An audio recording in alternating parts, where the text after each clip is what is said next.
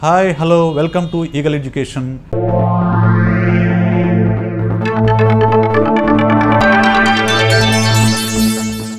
నేను విశేష్, మీ సైకాలజిస్ట్ని. కొత్త సంవత్సరం వచ్చేసింది. జనవరి చివరిలోకి వచ్చేసాం. ఫిబ్రవరిలో ఇంటర్మీడియట్ ఎగ్జామ్స్ స్టార్ట్ అవుతున్నాయి. మార్చిలో 10th క్లాస్ ఎగ్జామ్స్ స్టార్ట్ అవుతున్నాయి. ఇప్పుడు ఇంట్లో ఉండే పిల్లలకు కానివ్వండి, తల్లిదండ్రులకు కానివ్వండి, ఇప్పుడు ఆ పరీక్షల ఫీవర్ పట్టుకుంది.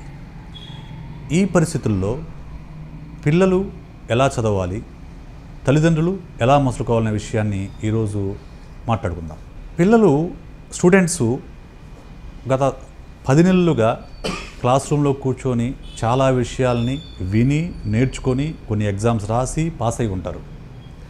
ఇప్పుడు ఈ చివరి నెల రోజుల్లో చాలామంది విద్యార్థులు చేసే తప్పు ఏంటంటే, ఇప్పటి వరకు చదివిన దాన్ని మొత్తాన్ని కూడా మళ్ళీ చదవడం కోసం ప్రయత్నం చేస్తుంటారు.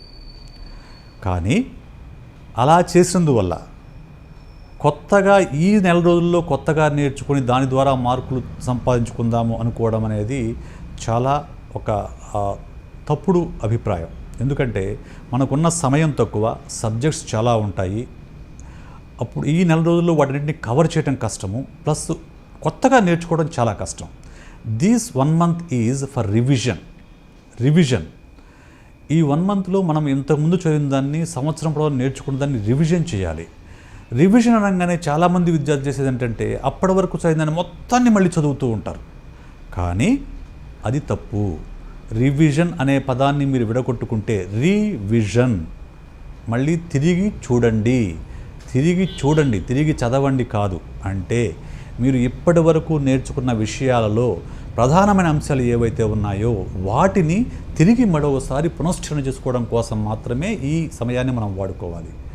రివిజన్ అనగానే మళ్ళీ చదవటం కాదు.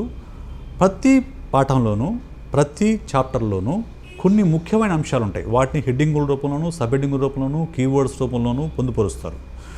ఈ రివిజన్ టైంలో మనం వాటన్నింటినీ చేసుకుంటూ వెళ్ళాలి, వాటన్నింటినీ చూసుకుంటూ వెళ్ళాలి. చూసుకున్నప్పుడు ఏమవుతుంది, ఇప్పటి వరకు మనం ఏడాది పొడవు నేర్చుకున్న విషయాలని ఈ కీలకాంశాలు చూసినప్పుడు ఆ సమాచారం మనకు గుర్తొస్తే అప్పుడు మనకు ఆ ప్రశ్నకు సంబంధించిన సమాధానం మనకు వచ్చినట్లు. రాకపోతే అప్పుడు చదవండి. ఎప్పుడైతే మీకు సమాధానం గుర్తు రాకపోతే అప్పుడు చదవండి, అప్పుడు నేర్చుకోవడానికి ప్రయత్నం చేయండి. అంతేగాని మొత్తం సిలబస్ని ఈ నెల రోజుల్లో కొత్తగా నేర్చుకుందామని ప్రయత్నం చేస్తే మీలో యాంగ్జైటీ పెరుగుతుంది. ఎందుకంటే సమయం తక్కువ, సిలబస్ ఎక్కువ కాబట్టి మీరు పూర్తి చేయలేరు. పూర్తి చేయలేకపోతే యాంగ్జైటీ పెరుగుతుంది. యాంగ్జైటీ పెరిగితే అది పెర్ఫార్మెన్స్ మీద ప్రభావం చూపిస్తుంది. ఎగ్జామినేషన్ హాల్లో ఎగ్జామినేషన్ ప్రభావం ఎట్లా చూపిస్తుంది, మీ పెర్ఫార్మెన్స్ని తగ్గిస్తుంది. కాబట్టి ఇది రివిజన్ టైంకి మాత్రమే వాడుకోండి. పేరెంట్స్, ఎగ్జామినేషన్ టైం వచ్చేసరికి పేరెంట్స్ ఇప్పటి వరకు పట్టించుకొని, చాలామంది పేరెంట్స్ ఈ నెల రోజుల్లో పిల్లల పక్కన కూర్చొని పిల్లల్ని చదవండి రాత్రి 10:30, 11:30 వరకు మళ్ళీ ఉదయాన్నే లేపటువంటి కొత్తగా చేస్తూ ఉంటారు. ఎగ్జామినేషన్ టైంలో కొంత ఎక్కువ సమయం చదవటం అవసరమైనా కానీ ఎక్కువ ఒత్తిడి పెంచవద్దు. పిల్లల పైన ఎక్కువ ఒత్తిడి పెంచమాకండి. అంటే సంవత్సరం పొడవునా ఖాళీగా వదిలేసి ఈ నెల రోజుల్లో మాత్రం ఒత్తిడి పెంచడం వల్ల ఎలాంటి ప్రయోజనము ఉండదు. కాబట్టి ఇప్పుడు మీరు చేయాల్సిన, పేరెంట్స్ చేయాల్సింది ఏంటంటే సపోర్ట్ చేయండి. మీరు సపోర్ట్ చేయండి. అంటే పిల్లలకు కూర్చొని వాళ్ళకి ఏం సమాచారం కావాలి, కొత్తగా ఏమన్నా సమాచారం కావాలా, టిప్స్ ఏమన్నా చెప్పాలా, ఇటువంటి సమాచారం ఇవ్వండి.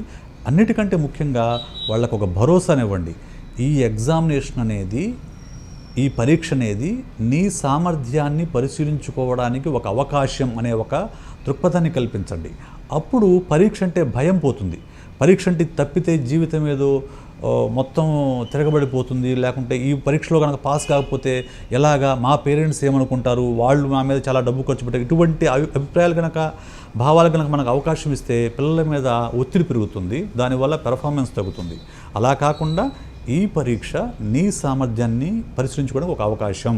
ఈ అవకాశం సద్వినియోగం చేసుకో.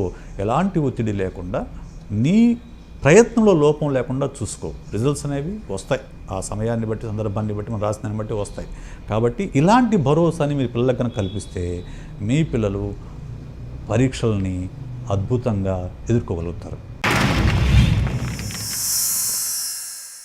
Like and subscribe Eagle Media Works.